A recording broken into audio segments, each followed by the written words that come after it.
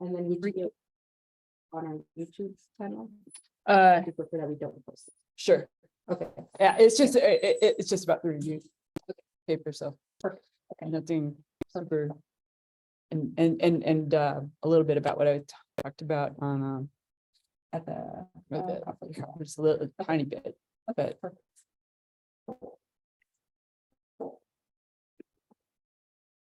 All right. Oops. I just closed everything. No problem. We have- Good for me.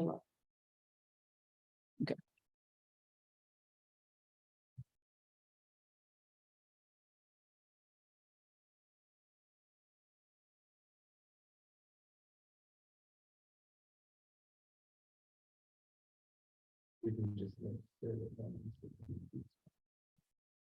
Oh, yeah, okay.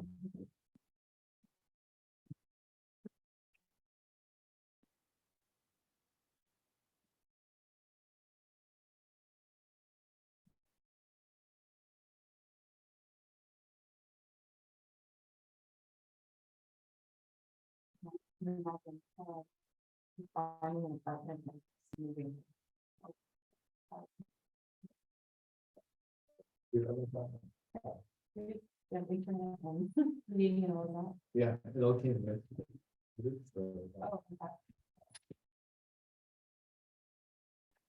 Probably that it used to be really easy to find, but it's just gone up so much in the last couple of years.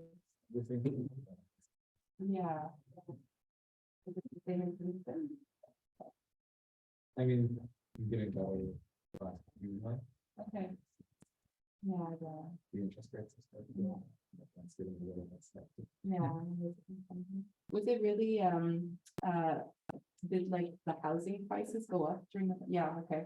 Yeah, I think, I was trying to find apartment, Yeah. farther away from campus and everything was gone up by a lot. And in Ann Arbor, even worse, my daughter we went up for next year, Okay. went up 20%.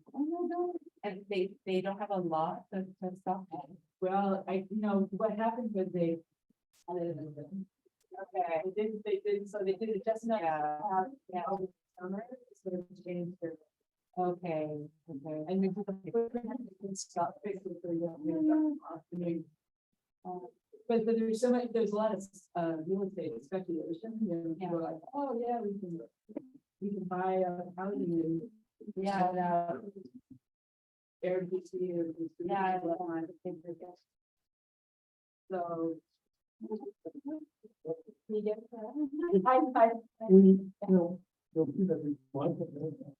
yeah. Building people, they were supposed to fix it. I was going to check whether they did. We did Did not. not, yes. Yeah. It's really this one, right? It's this one's the beginning. Yeah, yeah. Well, it's a beautiful building and, There's still a couple of things. oh, yeah.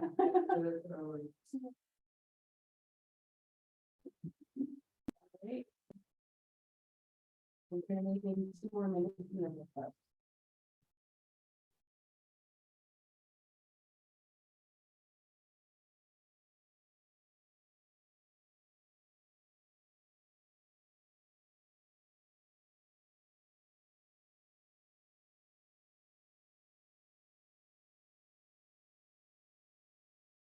We give you a time warning. Sure. I mean, of course, wind up when you want. So, 15 minutes, usually the talk 45 to 50. Okay. And then we have 10 minutes. Okay. I can give you a warning that it's 45. Yeah, okay, because I got things again, I can. Perfect, perfect. Okay.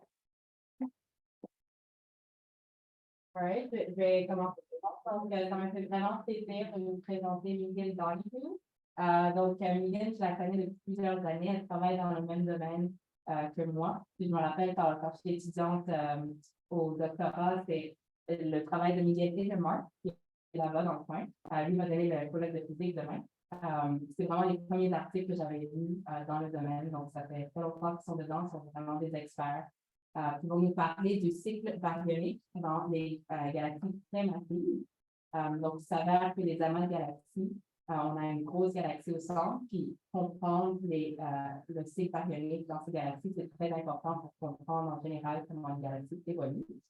Megan, elle a fait son bac à MIT en 1985. Ensuite, elle est allée faire un doctorat à l'University of Colorado, où elle a étudié la photoionisation du gaz et comment le gaz dans les amas de galaxies refroidit et se fait photoioniser.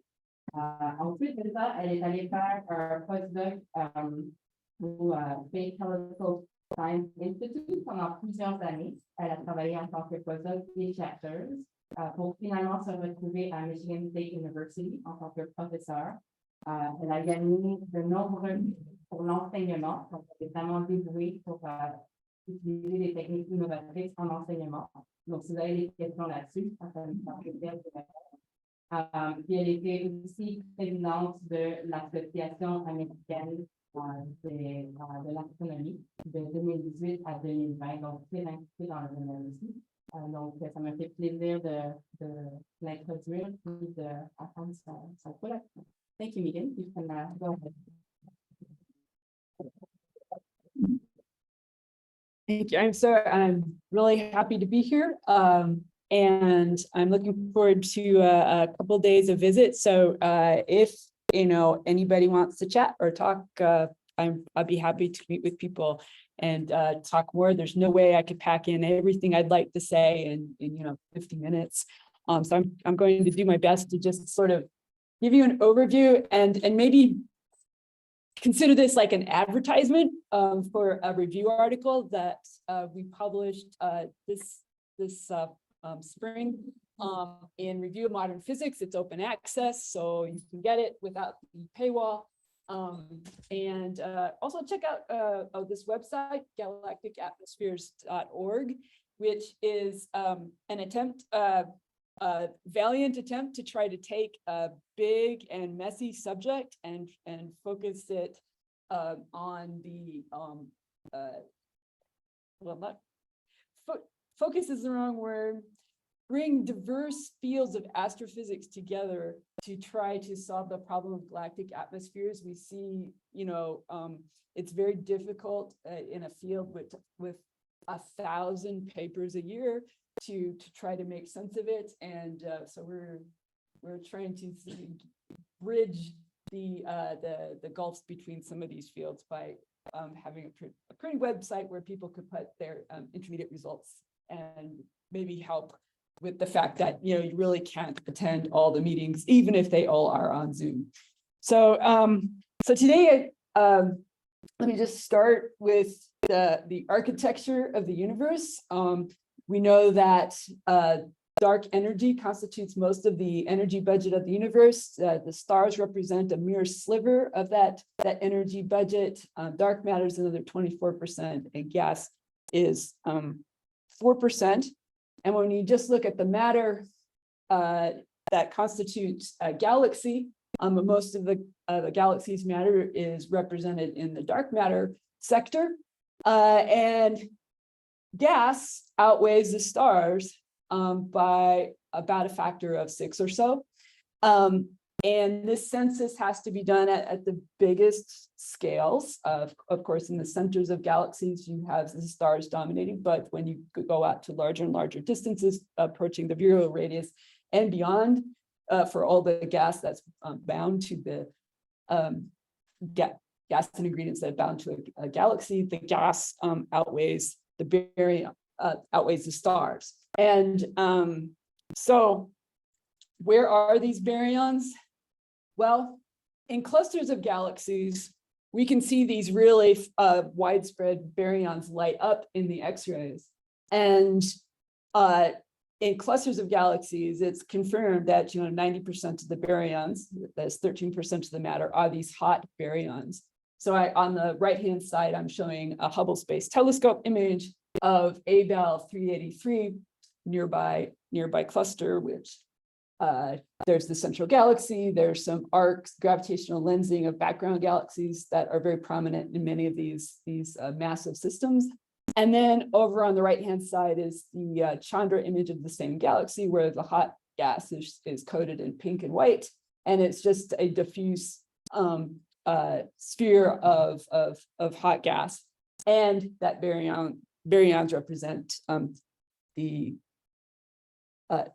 which represent most of the baryons in the system. Oops, not advancing quickly. So here is another ensemble plot that was compiled by Larry David in 2012. This line represents the gas fraction that would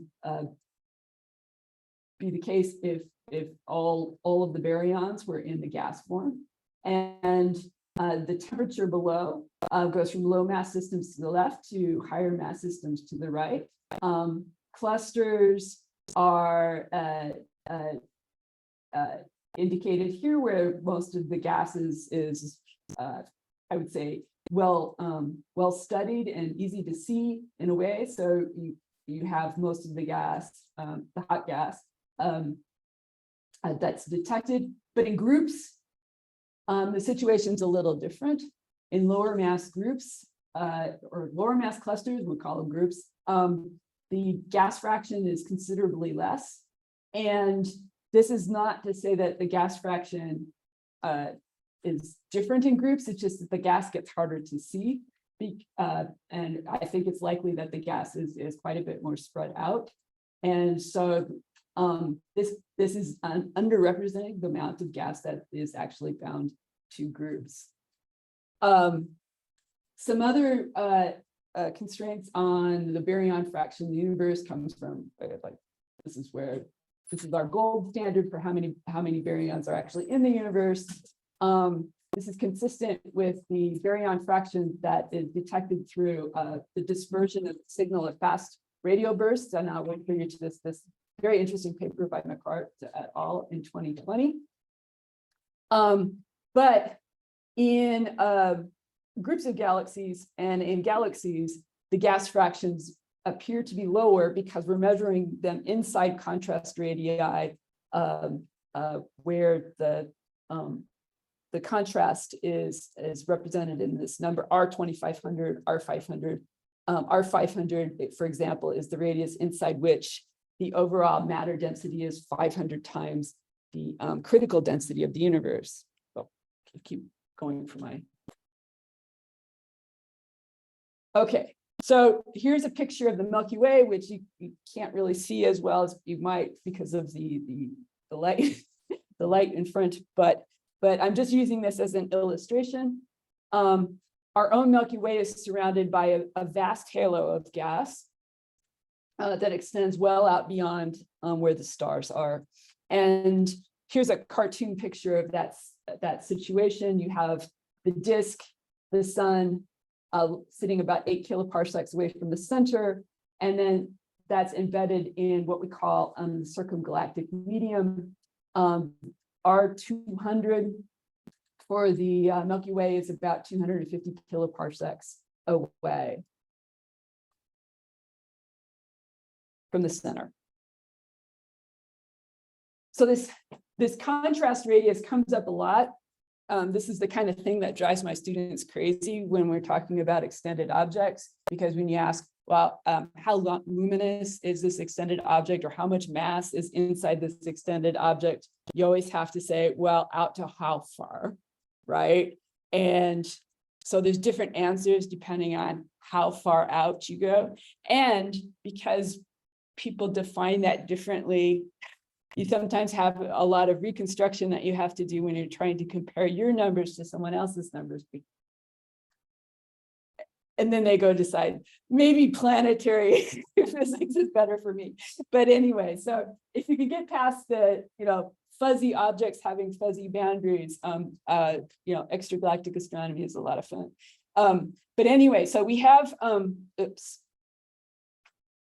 this defined contrast radius, and for reference, the radius inside which the critical density is, the density interior to that radius is 200 times the critical density is 210 kiloparsecs times the mass divided by 10 to the 12 solar masses to the 1/3 power, divided by this factor that takes into account the evolution of the Hubble parameter with redshift, which changes the critical density with radius. And just to make the slide complete, I've put that definition down here. But this is just a factor that's accounting for the fact the universe is expanding with time, and the critical density is changing with time. All right. So, given the background cosmology, you can calculate some self-similar expectations for hot gas. So you have the amount of matter inside a contrast radius. This was laid out by Nick Kaiser in 1986. So you have the Hubble factor as a function of radius. You have the critical density as a function of radius. You can define the mass inside a contrast radius. This is all just, standard geometry so far. And then you have a virial theorem that relates the circular velocity to the ratio of the mass divided by the radius.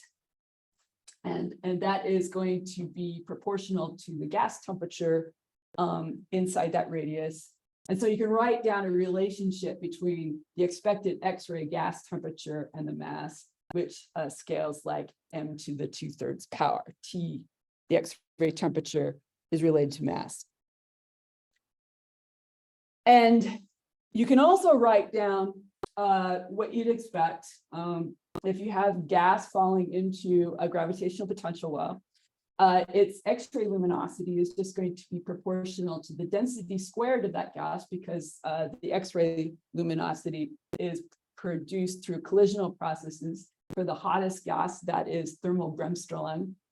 For somewhat cooler gas, there is increasing contributions from emission lines, but it's an n-squared process because it's a collisional process. It's going to be proportional to the volume of the region. And then there's going to be a term that's conventionally called the cooling function. It's got very little to do with cooling per se, unless you equate the term to cool is to radiate. It doesn't necessarily mean the gas is changing temperature and so forth. That's kind of confusing as well, but it's all over the literature, so that's we just kind of have to live with it. But so the cooling function tells you how fast the gas is going to radiate. So it ergs per second per centimeter cubed as a function of gas temperature and gas abundance, so metallicity. And the X-ray luminosity, the specific X-ray luminosity and its dependence on temperature is going to depend on the bandpass of the X-ray luminosity measurement, whether you measure it between 0.5 and 2 keV or 0.5 and 10 keV will change your temperature dependencies because you're including a different fraction of the total energy production. And for the softer ranges like 0.5 to 2 keV, this cooling function is relatively insensitive to the temperature. But if you're trying to go for the bolometric or the total amount of X-ray energy over detectable energy regimes like 0.5 to say 10 or 20 keV would be essentially bolometric. The cooling function is proportional to T to the 1/2. And so you can write down the relationship between X-ray luminosity, mass, and temperature, where X-ray luminosity then is proportional to mass, and X-ray luminosity is for the soft, in the soft band, it's just going to be proportional to the mass, and X-ray luminosity in the bolometric band is going to be proportional to mass to the 4/3, are proportional to T squared. These are the classic self-similar expectations for hot gas, but we've known for quite some time that that X-ray luminosity gas temperature relations don't match those self-similar expectations. The X-ray luminosity temperature relation is steeper than self-similar expectations with a slope of around 2.9 rather than a slope of 2. And I'm just showing here a piece of work from my thesis student, Dana Kepi, who is now at Johns Hopkins working on instrumentation for the SOAR telescope. And this is a compilation of 400 clusters of galaxies extracted from the Chandra X-ray Observatory archive. And the bottom relation shows the relation of X-ray luminosity versus temperature for core excised systems. And the top relation is for systems where we're including the core. And one thing that you get when you exclude the core is a better behaved system with a lot less scatter and a lot less differences between systems that we call cool cores and non-cool cores. The cool core systems have very prominent luminous central cores. The non-cool core systems don't. And this leads to a bit of this leads to a lot of the scatter and the luminosity, but when you leave out the core region, you get this better behaved relationship. So we've known that because baryon physics is richer than the physics of dark matter, the galaxies and the centers of clusters of galaxies aren't just simply scaled down versions of each other. The conceit of the self-similar expectations is that, you know, a big cluster of galaxies is like a small cluster of galaxies just scaled down. But baryon physics breaks that self-similar expectation because baryon physics sets a scale to the problem. Here are some profiles of electron density versus radius for galaxy clusters with masses greater than 10 to the 14.5 solar masses for early type galaxies, where the masses are about 10 to the 13th. The halo masses are about 10 to the 13th times solar. And here is a construction from Mark Voigt's work, assembling all the clues about the Milky Way circumgalactic medium, and the mass of the Milky Way on this same scale is about 10 to the 12th solar masses. And what you should notice is the brown line in each graphic is what you'd expect gas to follow if it was simply following into standard dark matter gravity wells. Shocking. You'd expect the electron densities to follow these brown lines, and they're clearly lower than that, right? So the simple cosmological expectations, especially in the cores of the systems, overpredict the density and overpredict the X-ray luminosities of these systems, and so the gas densities are clearly much lower than what you'd expect from just cosmological info. And all right, and when we look at the stacked data, and one of the first examples of that is from Anderson et al. In 2015, who stacked ROSAT X-ray data in the directions of high mass galaxies and group systems. And he found that the stacks indicated average X-ray luminosities following these pink boxes. The circles and the crosses represent actual individual measurements of clusters and groups that follow the same general trend. And what I want to draw your attention to in this plot is that the self-similar line, which is going to track the details of the cooling function, as well as, you know, L scaling as T3 halves, would follow this purple line here. And so it's clear that something is suppressing the X-ray luminosities of these systems by decreasing their densities, and that thing is feedback. So the thing that's not included in self-similar model is feedback, the fact that matter makes stars, it makes active galactic nuclei, and affects the environment as it forms. So understanding this feedback is essential to understanding galaxy formation. We can't just simply, you know, throw gas into a dark matter simulation and expect it to give us the rest of the universe. We have to really understand how the results of that gas making stars and black holes affects how galaxies form.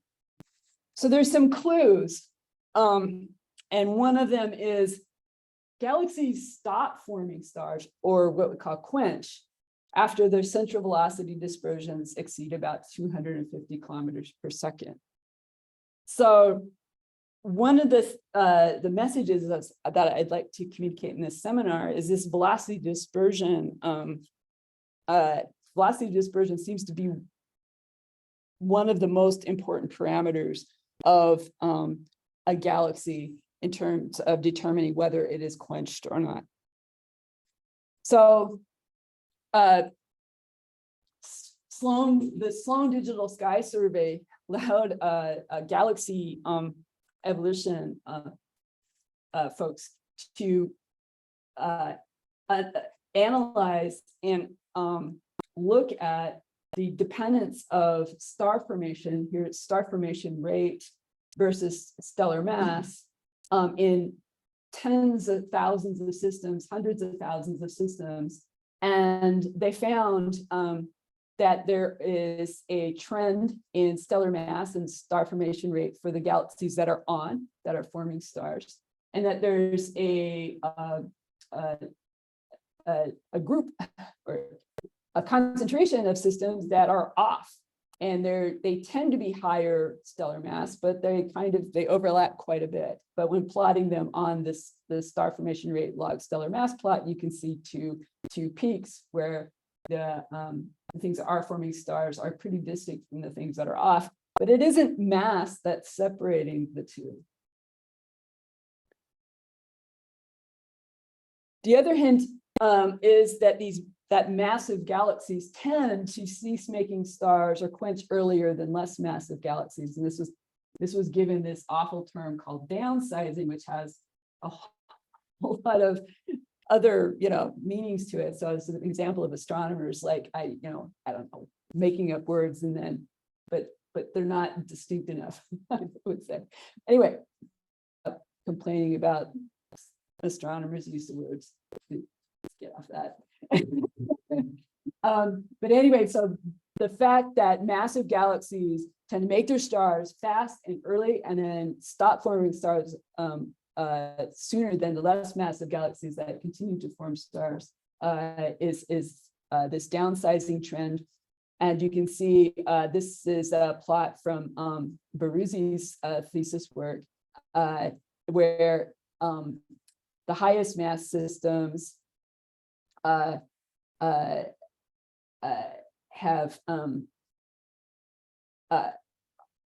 forming their stellar mass earlier than the lower mass systems. Okay.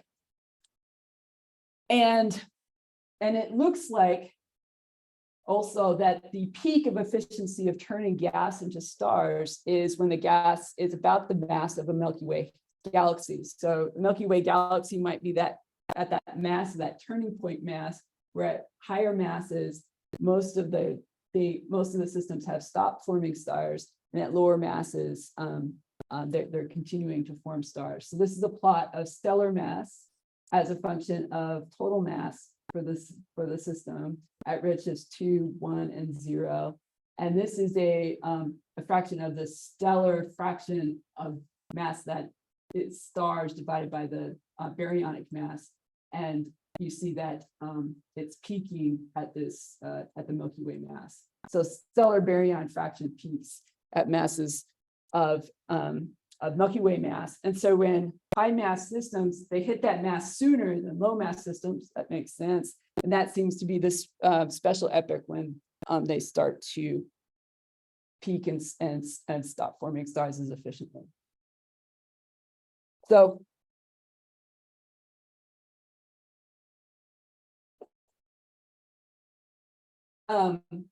this was also noticed in early cosmological simulations that that gas halos around these massive galaxies can cool and condense and make more stars than observed. And clearly they had to add at least the processes of stellar feedback to stop that from happening. So I'm now getting to the point of connecting the stars, galaxy, central galaxy, stellar velocity dispersion, appearing to be more fundamental than stellar mass or halo mass, predicting the quenched mass state and the event black hole mass, an eventual black hole mass, sorry. And here is a plot of the fraction of quenched galaxies as a function of velocity dispersion. And you see that there seems to be a threshold where in velocity dispersion, the fraction of quenched galaxies increases strikingly. Whereas if you look at that same relation as a function of halo mass, it's not nearly as clear.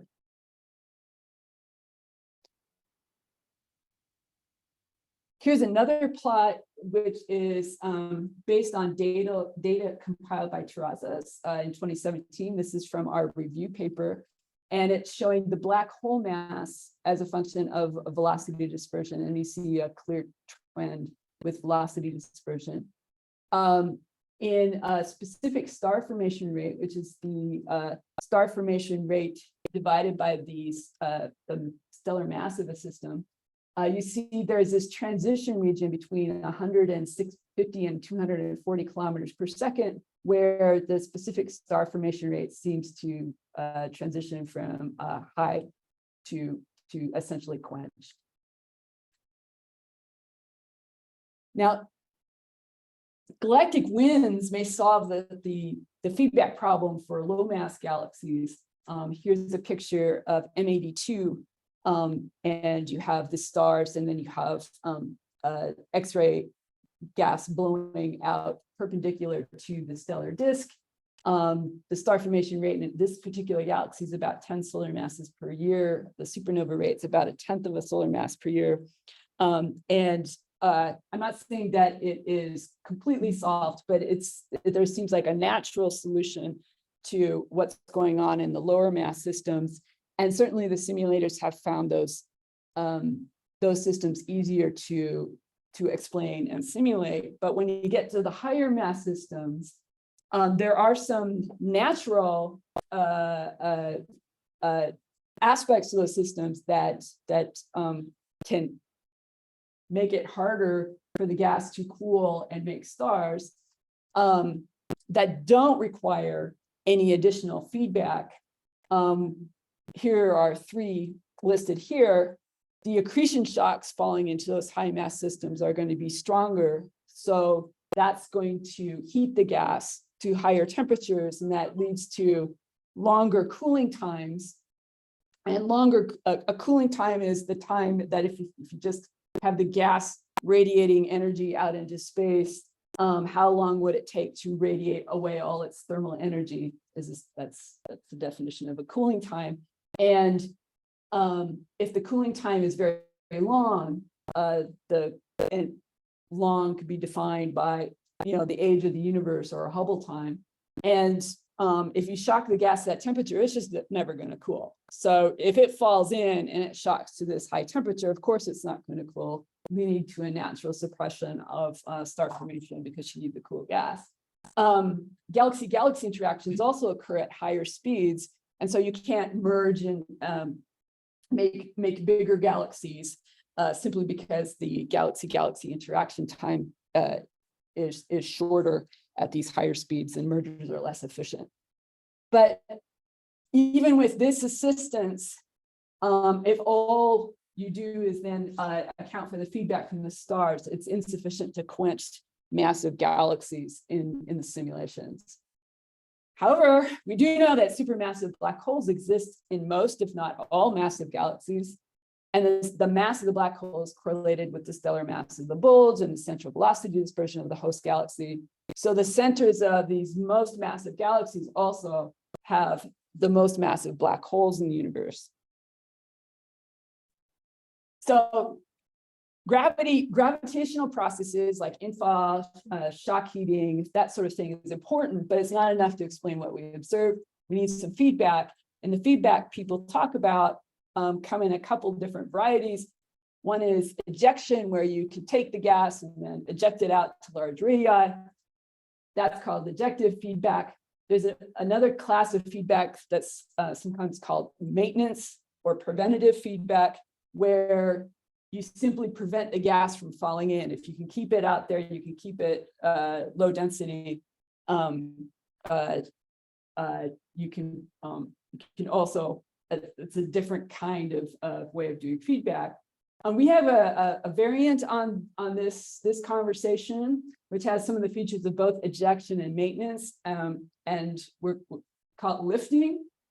And lifting is easier to do than complete ejection.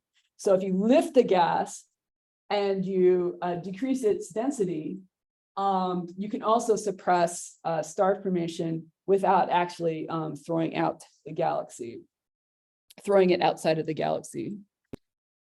So here's a plot.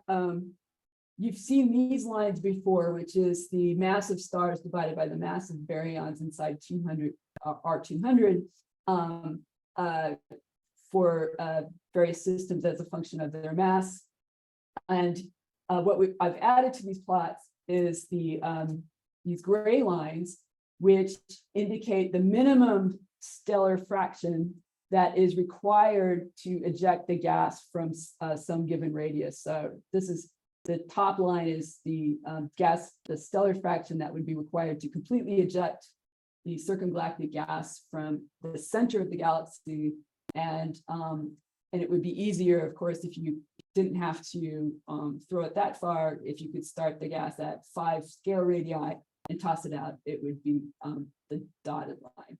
So that sort of gives a range of the stellar fractions required to eject the gas, and it's sort of, it's sort of plausible for these lower mass systems, but you see that it's way more than is available in higher mass systems.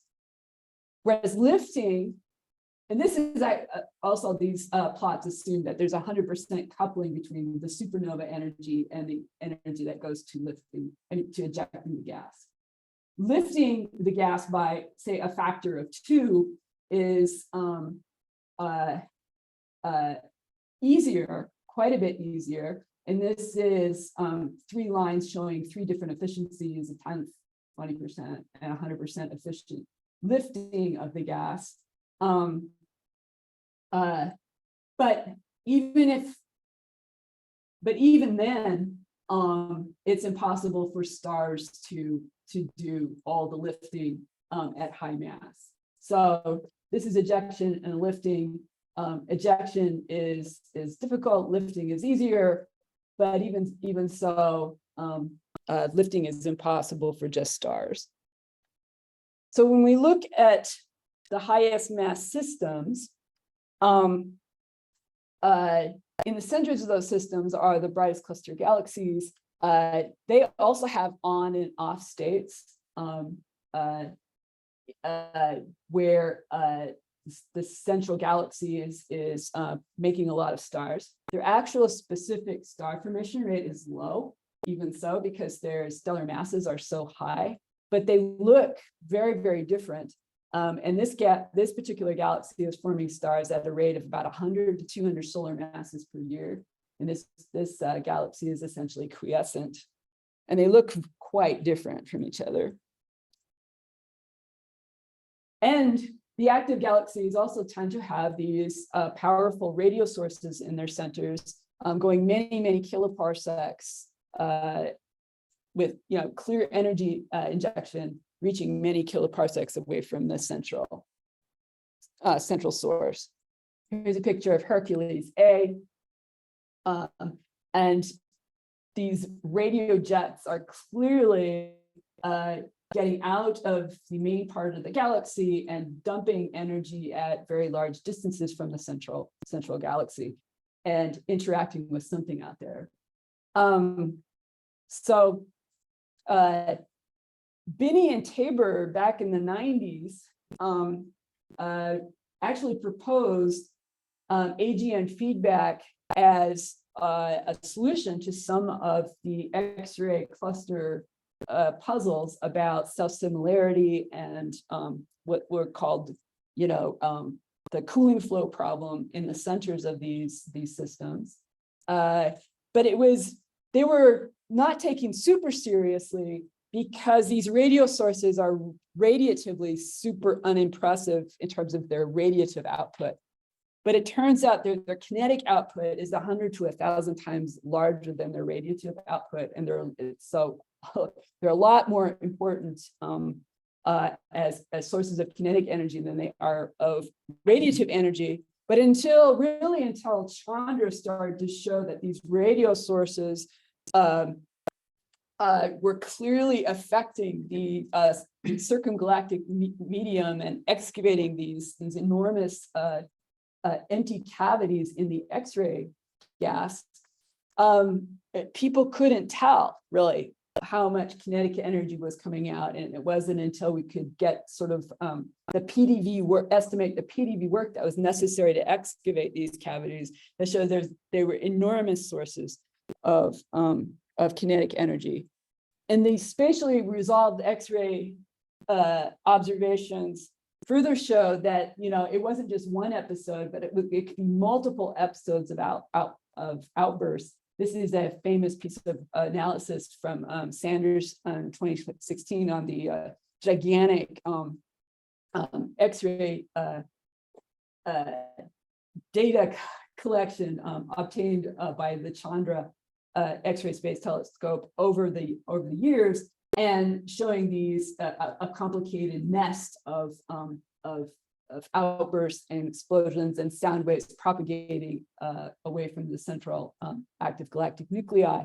And the historic Hitomi spectral observation showed that despite all this activity, the velocity dispersions of the lines were a mere 164 kilometers per second, showing that in this region, the gas it's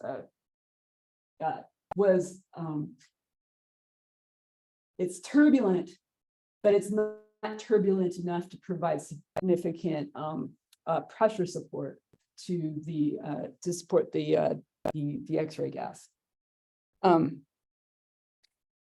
Rosita, in its early release of the X-ray sky, an old sky picture obtained from Rosita, showed X-ray bubbles above and below the plane of the Milky Way, indicating that even the Milky Way black hole at only 4 million solar masses may have had an episode not that long ago.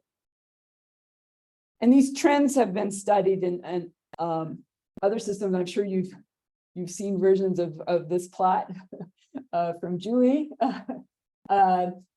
indicating that these cavities have enough pressure in them, indicating that they could compensate for the cooling radiation coming from the central regions of clusters, solving the cooling flow problem. And this radial power seems to correlate well with cooling radius, cooling luminosity. This plot from a compilation of data by Gaspari in 2019 and then recast in our review article shows that when we look at the black hole mass temperature correlation, and the temperature that we're talking about is close into the central region of the galaxy, there's a strong correlation between the temperature, the mass of the black hole, and the temperature of the gas near the black hole. And this indicates that to us that the black hole can supply energy and lift that's required to lift the circumgalactic medium. Stars, the energies that can be supplied by stars are shown in this plot, and it follows the relation up to about 0.2 of a keV, but then it proves insufficient to explain the energy that would be required to lift this circumgalactic medium for these higher mass systems. And Mark will talk more about this plot at his colloquium tomorrow, so I encourage you to come see that and get his view of it. I don't have a whole lot of time to spend on it right now.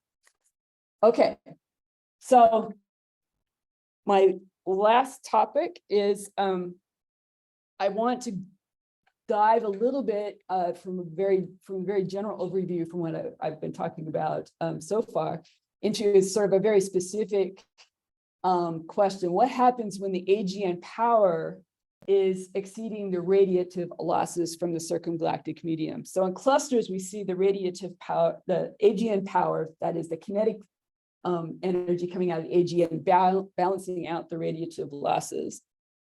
But there are systems where the kinetic power way over exceeds the central radiative losses. And these are these lower mass systems, individual galaxies called X-ray coronae. And these X-ray coronae show no correlation between X-ray luminosity and radial power. The classic systems that I've been talking about show sort of a general correlation of X-ray luminosity with radiative power in the cores, where the radiative power seems to be proportional to the kinetic power. And there is this correlation that seems to be understood by the radial source compensating for the radiative losses from the cores of these clusters. But in individual galaxies, the radial power may completely exceed like the central X-ray luminosity by a lot. And here's an example of one of those sources, IC 4296. It's an enormous radio source, and there's this little bitty galaxy in the center. And so one of the things we wanted to look at was the distribution of gas in that center. And here is a picture from the Chandra High Resolution Camera. It's the highest resolution X-ray camera available to humans. And it's also one of the only ways we can get at the 1 keV photons now that Chandra's sensitivity has been degraded so much by a layer of stuff that's collected on the detectors. So currently, right now, Chandra has the best X-ray telescopes, highest quality X-ray telescopes. And the HRC has the best X-ray soft sensitivity. Unfortunately, the HRC is in an anomalous mode. So this was one of the last long observations it took before it went into this anomalous mode where it can't now I don't know what the situation is, but it can't take long observations. It might be resurrected somehow, but just as we're working out, yeah, we need to use this instrument. It suffered an electronic problem. We need another Chandra or something like it anyway, but nevertheless, we do what we can in X-ray astronomy. But anyway, so here is the picture of the HRC image of the central part of this a galaxy. It's not dominated by a point source. That's pretty clear from the HRC data. This is the corresponding somewhat worse resolution data from the ACIS. The other X-ray camera on Chandra. Here is the PSF of Chandra in surface brightness versus radius in arc seconds. And here are the data points from the high resolution camera and the corresponding data from the ACIS. And my main point here is that it's not a point source, and it's also it's not being disturbed much by the AGN. It's flattening out a little bit, but it is not being blown away by the AGN. So in the case of AGN power exceeding radiative losses from the CGM, it is not depositing the energy close in to the AGN. It is depositing the energy very far from the AGN and lifting the gas, lowering CGM gas densities, lowering the baryon fraction out there. So the baryons are still associated with the system. They're not blowing out of the system, but they are at much larger radii. So this lifting idea may be important, more important than the heating in galaxies and groups. Heating is what is compensating for cooling in clusters, but this lifting action may be the key idea to understanding quenching at the scales of groups and galaxies. So I like to talk about what would we like to see in the future in terms of facilities. We'd like an X-ray telescope, has to be in space with large collecting area, excellent angular resolution. Chandra is really only able to study a few nearby galaxies in this way. We'd also, a UV telescope that is able to use backlights other than quasars. So a UV telescope that could use back sources to study the absorption line in absorption gas around galaxies would be quite nice, because then we could get a better census of the gas at somewhat cooler temperatures than what we can study in the X-rays. And I also mentioned there's better ways to share and communicate results from very specialized disciplines, but I'm not going to be able to say much more about that. Okay, so I am going to cut. Then I think I'm just going to leave that slide up as my my conclusion slide. As interesting things, studies going forward. Sinuai Zeldovich observations, E-Rosita stacks. There's some super interesting early results from E-Rosita on stacks, much like what Anderson did with his 2015 work. Cold dynamics with ALMA and JWST, gas perturbations can be measured, and more accurate measurements of abundances, gas thermodynamic properties will likely require Athena and Lynx. Lynx is this paper project that was developed for the 2020 decadal survey for the United States, and is part of the next Great Observatories project.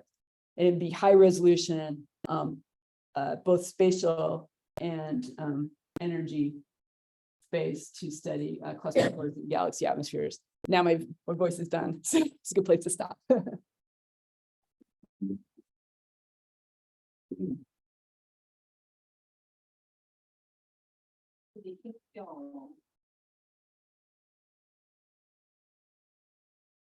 So in your models, I see that you're including, you're saying that you want to include feedback from the active galactic nucleus. I know from in my domain, I work with massive stars, and we know that massive star binaries, when they have colliding wind, also produce a lot of X-rays. I'm wondering if that's something that you want to include in your model, or if you want to include in your models. Well, yes. So the stellar population can produce X-rays by various mechanisms. Yeah. In the older stellar populations, like the ellipticals and brightest cluster galaxies, those kinds of processes are utterly dwarfed by the X-ray emission coming from the hot gas. So it's the pressure in the hot gas in the center of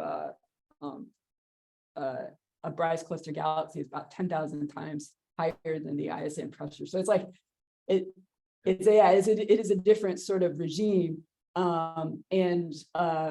so there are sources of X-rays, including like low mass X-ray binaries and accretion processes and things like that are important to account for when you're looking at these systems that are isolated ellipticals even.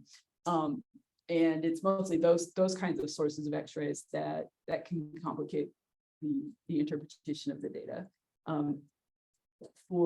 I imagine that this like colliding stellar winds and so forth would be of interest to people who are studying stars galaxies are actively forming stars, and they have the stars with the high winds and the Bouffouré stars and things like that. Yeah. Would contribute to the X-ray appearance of a star-forming galaxy. Yeah. Are there any semi-reliable determinations of magnetic field strength in the intergalactic environment of the core, in the cores of these things? So that is something that can be obtained from radio observation, and Zeeman splitting and things like that. And the estimates that I've seen, are in the I want to say microgauss. So the energy density of the field then be dynamically important? No, not dynamically important, but important. so not important in terms of like pressure support, but important in the sense of there's enough magnetic field there that the fluid behaves like a fluid. We hope.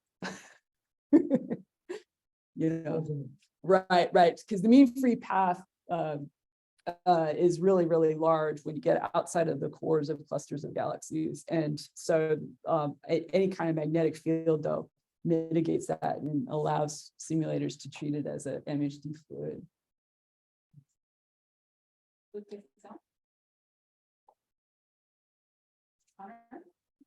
I was wondering about the efficiency, how the energy from the jet goes into the gas, because talking about these really large numbers of just how much energy there is.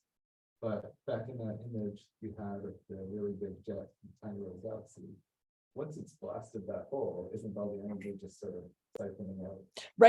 Right. So it's not, it's not affecting the local gas supply at all. It's just, and it's so what it is affecting is what's going on at large radii.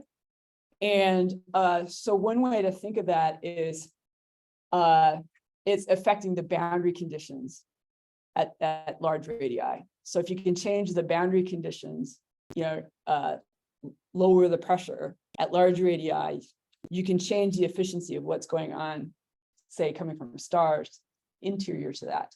So there's for on the galaxy scales, we think there's this interplay between, essentially the energy that's being deposited at large radii by the AGN and lifting the gas. And then that makes it easier for just, stellar processes like winds and supernova generated modes of energy input to be more effective. Because when you solve a wind problem, it's not just what's happening in the center, it's what's happening at large radii. And the pressure is not zero out there. I see. So it makes it easier for the other feedback. Yes. Yes. Oh. Yeah. So even at lower masses, the AGN is important, because without it, all is lost eventually, right? The stellar processes lose. But if the AGN can be activated with the duty cycle sufficient to maintain the boundary conditions or lift the gas or keep it out there, then the stars do their thing. The white dwarf supernova will blow up, and there's winds coming out of the galaxy, and it can maintain this quenched state. Otherwise, it can't stay quenched, right? Eventually, the gas relentlessly cools, and we'll start forming stars again. Yeah. Quenching is not like a one-off, at least for these high mass systems. It has to stay quenched, and so the duty cycle for these AGN events has to increase also as you go to higher mass systems. It's like crime in a big city. You need more crime fighters in the big city. A small city, you only need like a couple guys.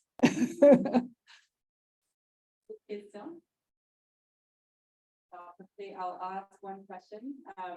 So you talked a lot about like the individual sources. You have the on-off mode and clusters, groups and clusters with the BQG being on and off. What happens in proto clusters where everything's still assembling and it looks like there are a bunch of like it's a mess, right? Star forming systems. So and I think we have a bit of a preview of that in like the supercluster or scale systems, or all those redshift 0.1 things that there'll be central galaxies of their own subhalos, right? And then they're coming in and they're falling into the what is eventually going to be a cluster or big group. But while they're doing that, they're their own on and off system. And then, but once they start to interact and then environmental processes start to matter more than what their local velocity, dispersion, gravitational potential is, then you start to get the complexity that happens in satellites. So how something turns from a central into essentially a satellite or merges with another central is going to be complex, and that's why we need the simulations desperately to get this right, get the timescales right, get explore these ideas in a properly complex way, because all of what I've been talking about really is confined to what we would call central galaxies that are they rule all they can see, survey, and there's no nearby system that's affecting there's no tidal forces or anything like that affecting how they do things. So yeah, so for the satellites, it's a lot more complex of a story, and the protoclusters are going to be the places where this complexity will come to light, because you might have a cool core falling into a protocluster, and it's going to have all the properties of a cool core, but it's going to be way out in the outskirts as it's coming in. So get a little bit of hint also from like merger systems, right?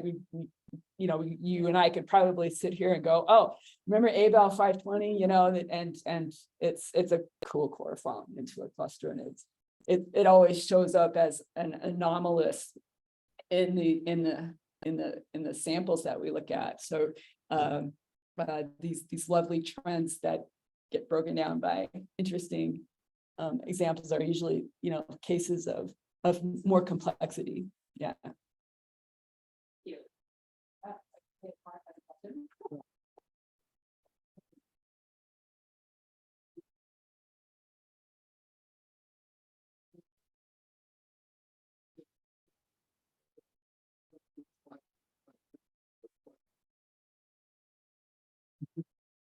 Is quite